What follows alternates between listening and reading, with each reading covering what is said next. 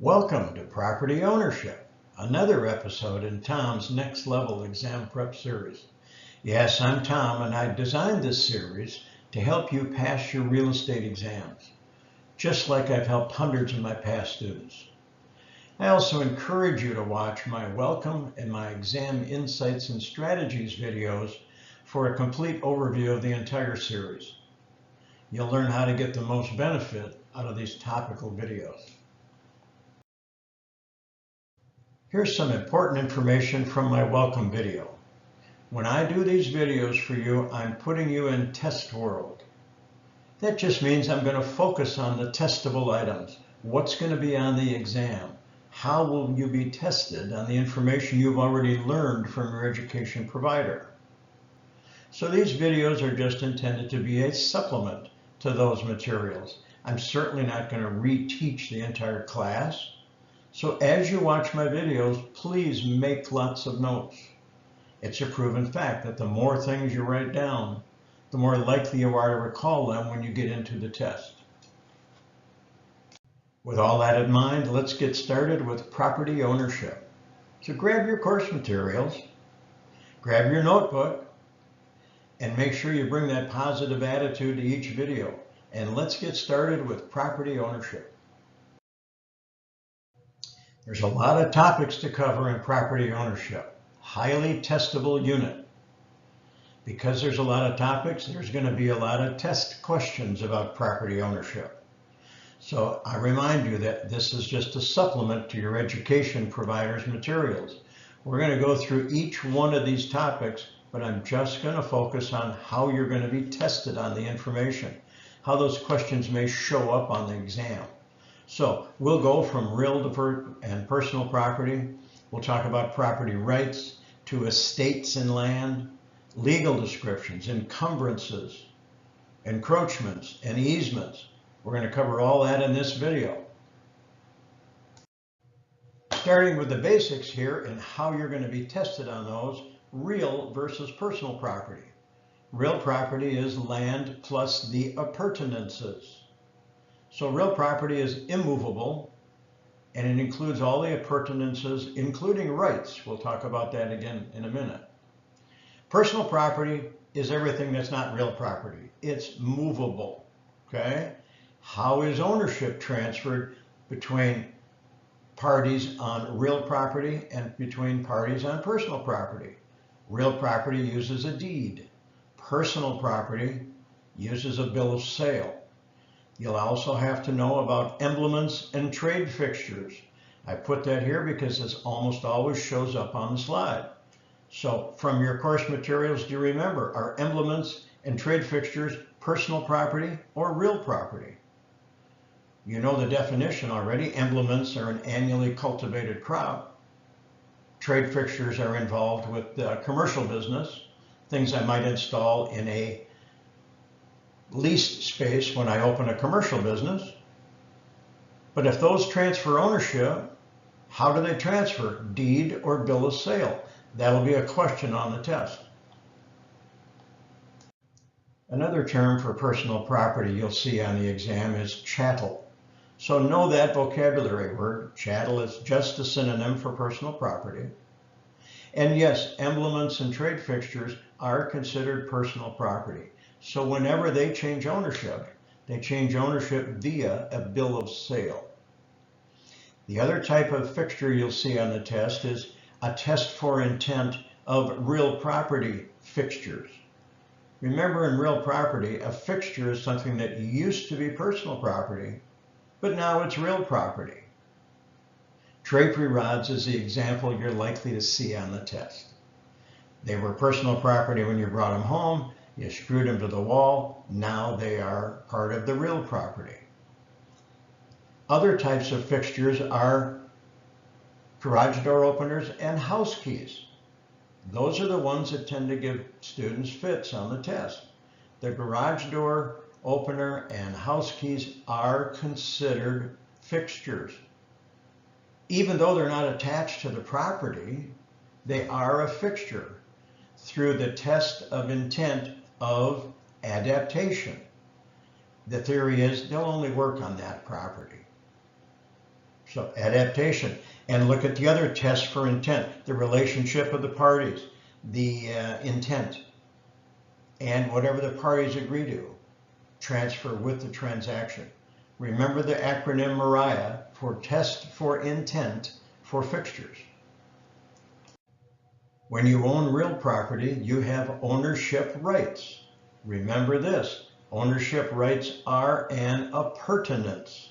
They are included in the real property. Remember, real property is the land plus appurtenances. Rights are part of the real property. So these are the type of rights that you have when you own real property. There's a whole list of them there. Take a look at those. I want to ask you, though, a question that you might see on the test. Looking at the ownership rights, when you lease a property to another party, you're the landlord and you lease your property to a tenant. Which one of those rights do you think you transfer from your ownership rights to the tenant during the term of the lease? Which right do you transfer? They'll ask you that question on occasion on the exam. Well, the right you're going to transfer from you to the tenant during the term of the lease would be the right of possession. So now you don't have the right of possession anymore. You've leased your property to a tenant. But here's another vocabulary word. What happens to that right of possession when the lease is over? It reverts back to you as the owner of the property. So to spell it all out, the way it likely will be phrased on the test, when I lease a property to a tenant, I transfer my right of possession to the tenant, but I retain a reversionary right to the right of possession, which means it reverts back to me once the lease is over. I want to stress a few more points about ownership rights. First of all, rights are a concept. They're not tangible. You can't touch them or feel them, okay? But they are part of the real property. And that's why a lot of students get confused on the test. Rights are real property, even though they're intangible. Rights can be sold separately.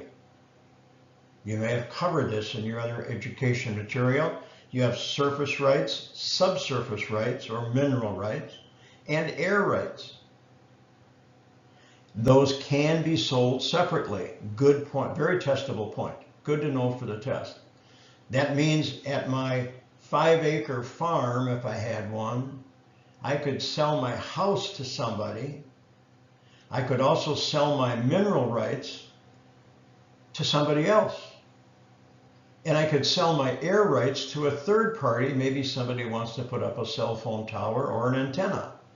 So I can sell my rights separately. Please remember that for the test. And just a quick review of your water rights. 2 types of water rights, littoral and riparian. All you need to know is for the test, littoral rights deal with lakes, standing water. Riparian rights deal with rivers, flowing water. L, littoral lake, R, riparian river. Good way to remember those. In my exam insights and strategies video, I make a point about how valuable making word association lists can be for you when you study. And this slide is a great example of that. 3 types of ownership, each one has specific words associated with it. It'll help you recall those on the exam. Ownership and severalty is ownership by one person or one entity. And it's the entity part of it that gets students confused on the test many times. So if a large corporation with 10,000 shareholders owns a piece of real estate, but it's the corporation that owns it and it's in the name of the one corporation, that's ownership and severalty. Doesn't matter how many stockholders they have. If the corporation owns it, that's one entity, that's severalty. Joint tenancy. Joint tenancy has these key facts that you reviewed in your course material. Equal shares of ownership, right of survivorship. When one party dies, the other party gets the entire property. And no matter what one party had in a will, joint tenancy always overrides a will. That's different than tenants in common. The key points for the test about tenants in common are you can have unequal shares. 3 people own a property, one can have 30%, one can have 40%, another one can have the other 30%. You can have unequal shares with tenants in common. You can't in joint tenancy. That's how they'll ask you to compare those on the test, okay? And tenants in common has no right of survivorship. One of the 3 parties dies that owns the property as a tenant in common, their interest in the property is going to go either to their heirs or their devisees. Oop, another vocabulary word, devisees. Devisees is something that they identify in their will. That's the person in the will that they want to get their stuff. So that's what a devisee is. Let's move on to estates in land. First of all, let's define what is an estate in land. Legal description is any legal interest in real property that allows for possession. Here's a confusing point on the test for many students. If I own a rental house and I lease it to you for a year, signed a lease, and the lease is legal, and now you have possession of my property during the term of the lease, do you have any estate in my house? Absolutely you do. You have a leasehold estate because our lease allows you to have possession. So you do have some sort of estate in my property. Let's start with freehold estates.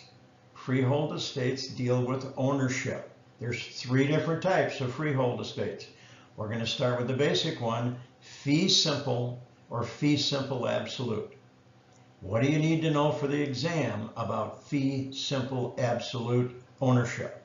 Okay, it's the highest form of estate, highest form of ownership. It has the largest number of rights. Remember our bundle of rights we talked about earlier.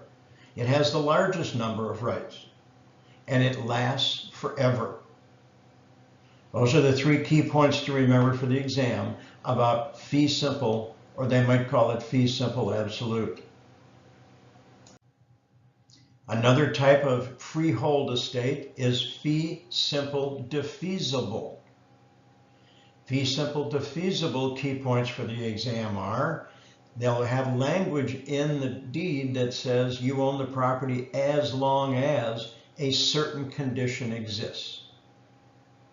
It might be a gift, and many times fee simple defeasible deeds are given as a gift. It might be a house you want to donate to charity, but you say you're going to donate the house to charity as long as they use it for a woman's shelter.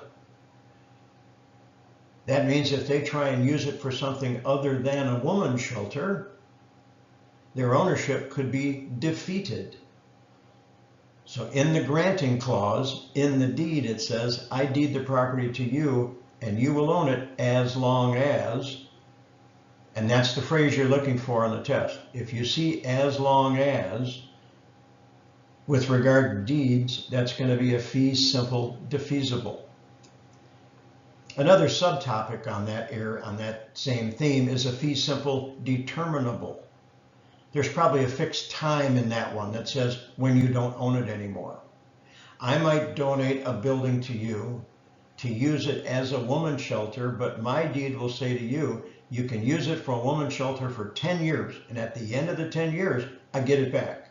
We know when it ends, we know when it stops. That's fee simple determinable. It would end automatically. Another type of freehold estate is life estate. And yes, I misled you a few moments ago. I said there were only 3 types of freehold estates we were going to discuss, but we're going to go over 4 of them today, and this is the 4th.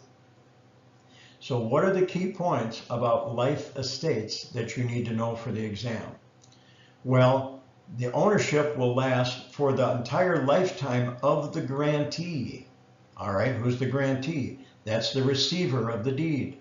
Or their ownership could last based on another person's life. another measuring life. Quick example would be if I wanted to give my mother-in-law a life estate in a property. Maybe I had a house I was renting out, now I'm not anymore. I say to my mother-in-law, you can own the house. You own the house as long as you're alive. As long as you're alive, as long as you shall live, you're the owner of the house. You get to mow the grass, fix the plumbing when it gets broken. You get to do everything. You're the owner. But the day you die,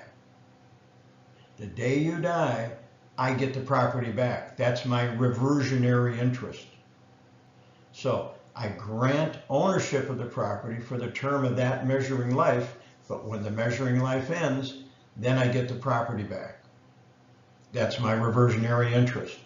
Or the other option is, if you remember from your course material, I might say to my mother-in-law, you own the property as long as you live, but the day you die, I don't want it back. The day you die, I want the property to go to a third party, maybe one of my children. So if I say on the deed that she owns the property as long as she lives, but the day she dies, then ownership will transfer to another party. That's called a remainder man. That's the remainder interest, would go to somebody other than me. That concluded freehold estates. Let's talk about leasehold estates, sometimes referred to as less than freehold. But leasehold estates, we do have 4 of these that you want to know the key points of for the test. What are the distinctive points that you need to know for the exam of these 4 different types of leasehold estates? First thing you want to remember is that leasehold estates deal with possession. They're not ownership, they are possession. First one is an estate for years. Key for the exam on an estate for years is you know when it ends. The exam question might say, Tom leased a property from Bob and the lease is over August 31st. What type of estate does Tom have? Tom has an estate for years because we know the exact ending date. That's the type of estate I have. Periodic tenancy is a little different. Periodic tenancy, the example on the test will be a month to month. You tell the tenant, pay me some money on the first of the month, you can stay till the end. We don't know when it ends. We don't know when the lease ends. That's a periodic tenancy. That will be month to month as an example on the test. An estate at will allows for somebody to have possession with the owner's permission. Maybe I say to a friend of mine who came to town and said, Tom, I need a place to stay for a couple of months while I get back on my feet. Maybe I have a house I've been renting that's vacant right now, and I just give them permission. I say, sure, you can stay there. You don't owe me any rent. I'm a good guy. Go ahead and stay there till you get back on your feet. That'll be wonderful. That person has an estate, has a leasehold estate, but it's called an estate at will. Just remember the word association for an estate at will is permission. And the last one is an estate at sufferance. An estate at sufferance basically is a holdover tenant. I leased a property to a party. Their lease ended. They had an estate for years. It was over at a specific time. And then they decided not to move. They say, we're not going to go anywhere. We're just going to stay. Well, I can't kick them out. Most states allow for the fact that I need to get some legal authority involved, maybe the sheriff, an unlawful detainer, whatever it might be. But I personally can't throw them out of the house. So I have to go through a legal exercise to remove them. They're called a holdover tenant, but do they still have some estate even though they overstayed their lease? Yes, they do. They have an estate at sufferance. So maybe remember it this way. In an estate at sufferance, who's doing the suffering? The answer is the landlord. Common interest ownership. There'll be a few questions about condominiums on your exam. So the highlights for condominiums are that you have an individual ownership interest in your particular unit. but you also have an undivided interest in the entire complex, in all of the common areas. You own, if it's a 200-unit condo, in general, you own 1/200th of the swimming pool, the activity building, the roof, the garages, all the common areas. You would own your share of those. So individual interest in the unit, undivided interest in all of the common areas. With condominiums, you will also have a homeowners association, and in there they will have the rules and regulations for operating the association, and those are called, the short term is CC&Rs. There'll be a question on the test about CC&Rs, conditions, covenants, and restrictions. And there's a difference between those three. A covenant is a promise. Covenant is a promise to do or not do something. I won't park a boat next to my unit. I won't park an RV in the driveway for 2 weeks at a time. That's a covenant. A condition is a little bit stronger. A condition that's in the document might limit the size of pets in the complex. Or it might say you can't have a home-based business. That would be a condition. A condition could cause you to lose your ownership if you violate that condition. And restrictions are very strong. Restrictions are very, very strong. They might limit the color you can paint your unit. If it's a townhouse, you might not be able to paint it bright, vibrant colors. It might have to be limited to earth tones. Whatever it says, those restrictions are also very strong. Strongest of the three. The next type of common interest ownership you'll see on your exam is cooperatives. Here are the very key points you need to know for the exam about co-ops. When you buy into a co-op, you receive shares of stock.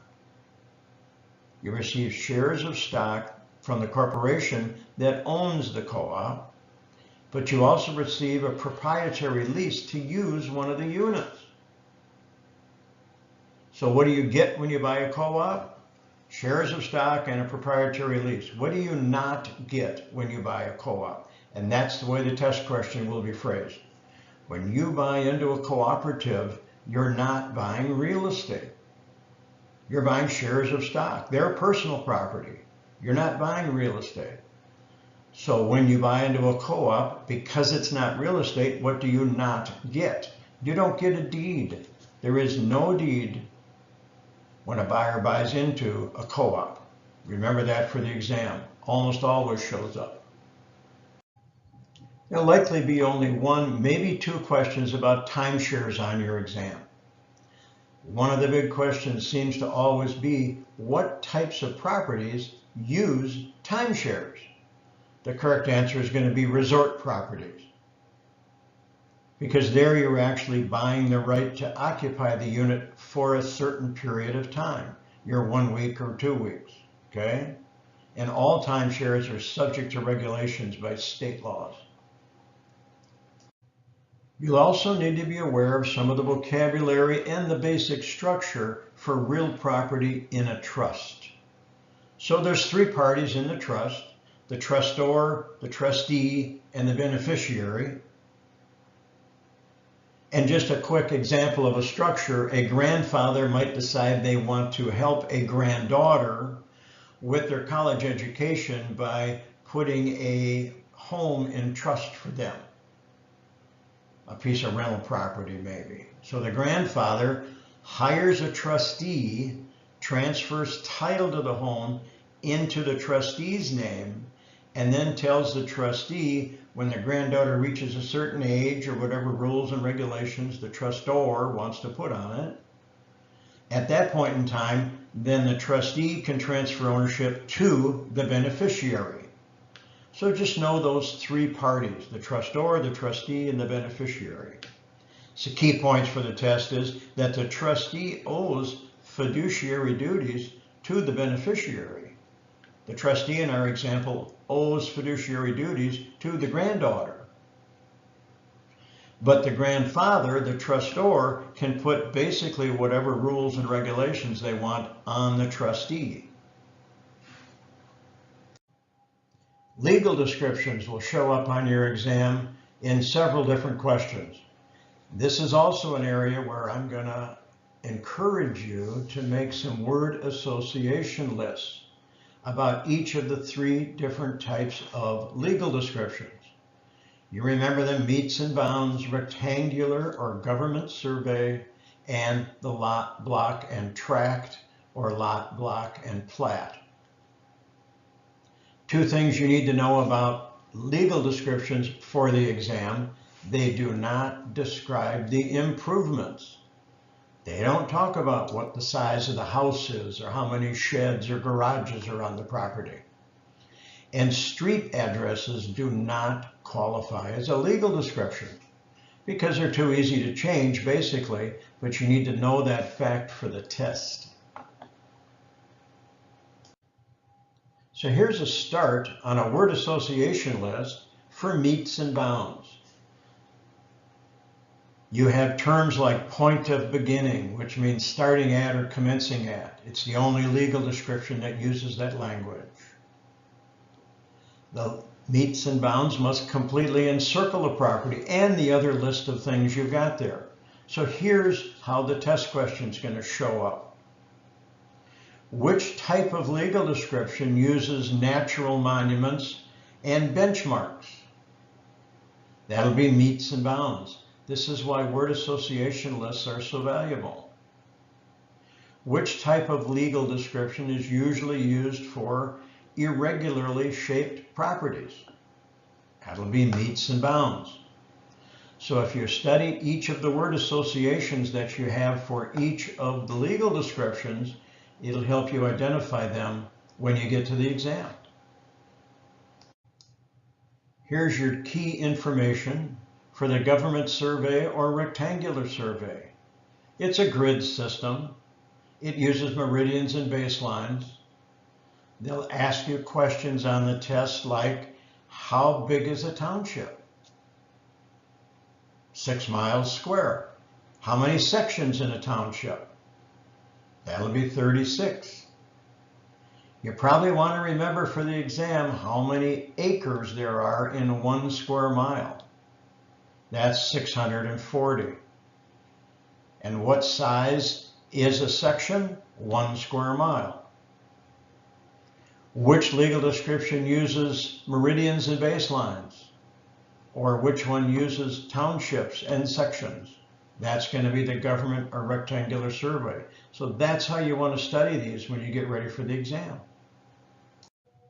Third type of legal description is the lot, block, and tract or plat. It'll go something like Lot 2, Block 3, Tract 555, or Lot 2, Block 3, Heavenly Estates. What you want to know is, number 1, where were you likely to see the lot, block, and plat type of legal description used? The answer is going to be in residential urban areas. Residential urban areas, newer developments. Some other facts about the lot, block, and tract are the lot and block numbers can repeat, but the plat name can't, or the tract name can't repeat. Now let's talk about encumbrances. In this section, actually in all of your course material, anytime you're given examples in your course material, make note of those examples because that's how likely they're going to show up on the exam, okay? An encumbrance is a non-possessory interest in somebody's land, doesn't affect the lot size, and here's 4 examples of an encumbrance. Now where students get confused is we have several E-words, E-words I call them, in this section with encumbrances. Easements, encroachments, deed restrictions. They will have all of those on a test and say they are all examples of what? Now, sometimes it's easy to get encumbrance and encroachment and an easement mixed up, okay? That's why your word association lists, I think, can be so valuable. So let's talk about examples of encumbrances. Deed restriction, easements, encroachments, and liens. Those all encumber a property. Now I know there's a lot of vocabulary here in your entire coursework you have to take before you take your exam. It's a lot of vocabulary, I get it. However, you have to do your best to try and keep them separate and keep them straight. I'm going to get on my soapbox again about word association lists. An encroachment. We just said an encroachment is an encumbrance. But what are examples of encroachments? A fence built onto somebody else's property line. The corner of a garage maybe was built and crossed over the property line. Basketball hoops. Could easily be some landscaping, things like that, a garden. But just remember that encroachments are an encumbrance. An encroachment is basically just an intrusion onto somebody else's land. The next E word we have here is easement. So what are the key points about easements that you want to know for the test? All of these three things on the screen are true about easements. It is a non-possessory interest in land. So if one party has an easement over somebody else's land, is that a legal interest in their property? Yes, it is. Is it an ownership interest? No, it's a legal interest for use of another's land. So the key word to remember with easements is use. Easements involve use of a property, and very often, therefore, access to a main road or whatever. One party can't get to the main road without going over the other party's property. Here's more very testable vocabulary with regard to easements. Let's talk about an appurtenant easement. An appurtenant easement deals with two properties that are adjacent. They're just right next to each other. But let's say one party can't get to the main road without going over the other person's property. So the person who needs to get to the road would ask the other person, can I get an easement to cross your land? And the other party would say, hopefully, yes, they'll grant that party an easement so they can drive across their land to get to the main road. So how do you refer to the two parties here? The servient party is the party who has the easement on their property. It's the party who granted the other parcel an easement. The dominant parcel benefits from the easement. The dominant parcel is the person who can now get to the main road by driving across the other party's land. So basically the party with the easement serves the other parcel. So remember, who's the servient, who's the dominant parcel. Other keys to remember for the test is all easements run with the land. That means when one party sells their land, the easement goes with it. Can't be excluded. Easements run with the land. That's why they're called an appurtenance. They run with the land. Both parties remain the same size. Both parcels remain the same size. Neither one gets bigger or smaller. And the easement should be recorded to provide constructive notice. Ooh, a good spot for your notebook. Constructive notice. What does that mean? That means you go to the county recorder's office and actually file a document in the county recorder's office. And by filing that document, you provide constructive notice. Remember from your other conversations you had about notice, there was another type of notice called actual notice. Talk about that just for a second. Make these notes in your book. This will help you with the test. Constructive notice means recording a document with the county. Question used to be, constructive notice to who? The answer is anybody who wants to look. The world. Constructive notice means it's in the county recorder's office.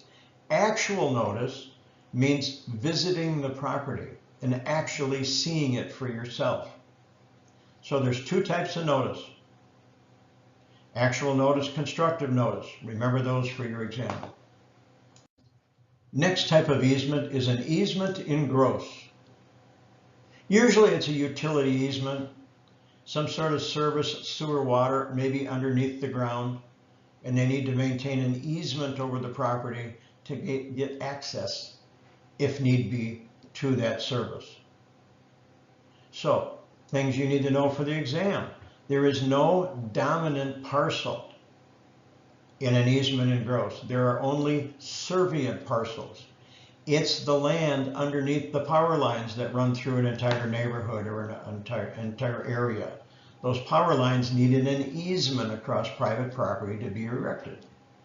So one of my friends usually remembers it this way. He thinks, oh, all of those power lines are really gross to look at. So if you think power lines and utility, you might remember gross easements. Easement by prescription has a couple key points you certainly want to remember for your exam. The first one is it has to be ordered by a court. Easements by prescription are court ordered. Good word association. They have to be for a statutory period, meet certain criteria, and they could be lost due to non-use. So what are we talking about here? What sort of examples can you give me about an easement by prescription? Well, maybe in a neighborhood, the neighborhood kids for years have taken a shortcut along somebody's property to get to school. So the kids on their way to school, they constantly use this shortcut. If it meets certain criteria, some states it has to be 15 years. Some states it has to be open. Nobody can contest it. And at some point in time, if the landowner says, oh, no, I don't want you kids crossing my land anymore, those kids as a group, to get a parent involved or whatever, could go to court and file for an easement by prescription.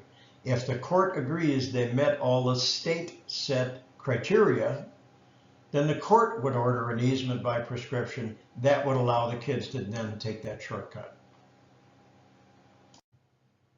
Since we now know that easements run with the land, every time the land is sold, the easement goes with it. How do easements ever terminate?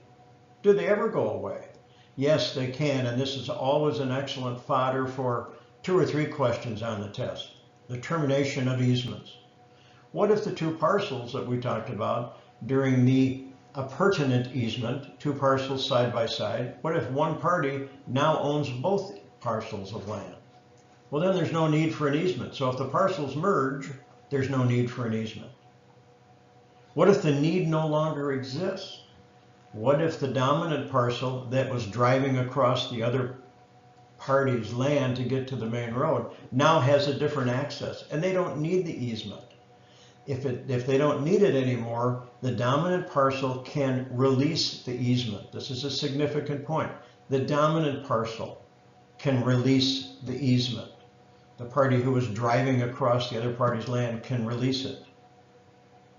But take a look at the bottom. The servient party, the party with the easement on their land, can't revoke the easement. Servient party can't revoke it, but the dominant party, the dominant parcel, can release it if they choose to. You also want to know for your exam the major difference between a license and an easement. A license is permission to use the land of another. Dramatically different from an easement. The biggest difference for the exam is that a license is revocable by the owner of the property. So if you came to me and said you'd like to get an easement to cross my property to get to the road, I might say, no way. Easements run with the land. I don't want an easement, but here's what I will do. I will give you a license to cross my property to get to the main road. So if I give you a license, normally it's in writing and it's just my permission. I will allow you to do that. I give you permission to do it. And I might put in the letter, as long as you don't make me mad, as long as you don't drive up in my front yard or screw up my landscaping. Because with a license, I can revoke it at any time I want to. So you can drive across my land, you have my permission, but don't cross me and don't make me mad. Otherwise, I'll revoke your permission. So licenses are revocable. Easements are not revocable. Remember that.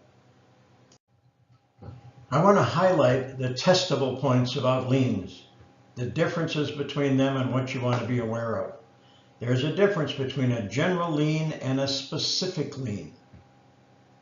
Both of them are statutory liens, which means they're lawful or legal, okay? But in a general lien, it applies to all real property and personal property that somebody owns. An example of a general lien against somebody would be an IRS lien, or maybe a judgment lien from a credit card company or a hospital. If the lien is against the person and everything they own, that's a general lien. That's dramatically different from a specific lien. A specific lien is specific to a particular legal description. A special legal description. They're also a statutory lien, but they're specific to real property only.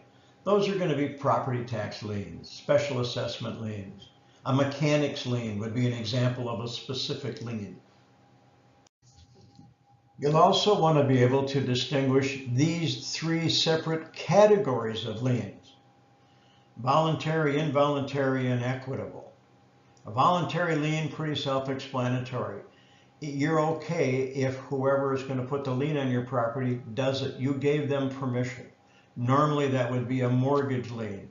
I borrow money from a lender. The lender says, we'll loan you the money, but we're going to put a lien on your property if we loan you the money. And you say, good, that's worth it, go ahead. That's voluntary. An involuntary lien certainly means I didn't want the lien on my property. That's maybe the mechanic's lien that a contractor put on my house because I didn't pay them for some of the work they did. I don't want them to lien my house, but they're gonna. So that's an involuntary lien.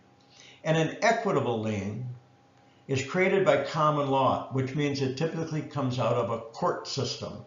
A judgment lien. If I couldn't pay a big hospital bill, the hospital could take me to court, get a judgment against me, and then the judge could also okay the fact that they want to lien my property. That's an equitable lien. Note that all three of those are statutory liens. They're all legal, they're all lawful. Our last topic to cover today with ownership is adverse possession. The law actually allows for somebody to lose their ownership under certain conditions. So the keys for the test for adverse possession are, it's an involuntary transfer of ownership. I don't want to lose my property. However, another party met all the criteria and they can take ownership away from me. It has to be done through a court. And being done through a court, the person who wants to obtain ownership of my property has to prove the following. These are the conditions for adverse possession. Their possession of my property has to be open, continuous, exclusive, actual, and notorious. We'll talk about those in a second. And each state sets the statutory period. So those are the testable points. Those are the things you want to know for adverse possession. But let me take another minute or so and give you a quick example. I think it's much more beneficial if you understand really what we're talking about and how it might occur in the marketplace. I'm up here in Minnesota. This is a true story from many years ago in the state of Minnesota. Think about this scenario. You have a farmer planting corn on his land, doing it for years and years. He's got many, many acres of corn, but every year he drives by one quarter of his property with his tractor and notice there's about a 10-acre parcel that nothing ever happens with. There's never any crops there, there's never any people there, so it's kind of an open, vacant, as far as he's concerned, piece of land. And it's not posted, no trespassing, nothing. So he decides one year to take a chance. He said, okay, I'm going to plant corn on those 10 acres. I don't know what's going to happen, but I'll plant corn on those 10 acres and see what happens at the end of the season. Well, he plants his corn that season and then harvests it at the end of the season and nobody complains. So what has he done? Look at the criteria. He's open in his possession of the land. He's continuous. He's exclusive, nobody else is there. He's actually doing it, and he's notorious, which means he's doing it without permission. So this farmer does that for the next 15 years. In Minnesota, adverse possession term used to be, I believe it still is, 15 years.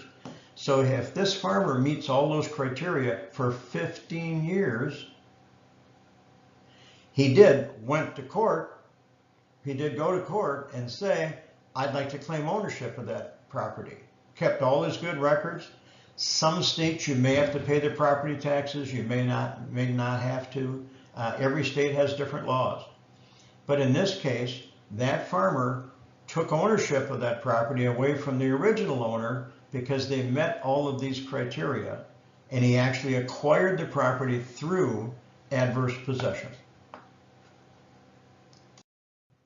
Well, that wraps up property ownership. I hope you learned something. I hope I gave you some good tips that'll help you get through your exam. Take a look at my list. There's the other national exam topic videos I have out there. I appreciate you taking the time to watch my videos.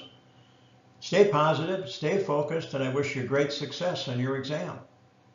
And as always, if you like my videos, click the icon below. If you subscribe to my channel, I'd be happy to send you updates when I put out my career prep and skills prep videos, or do any updates to my exam prep videos. I always appreciate comments, thank you. And if you decide you want to share this video with somebody else who's maybe in your class or also looking to get their real estate license, please do share it, and I appreciate that. Thank you very much.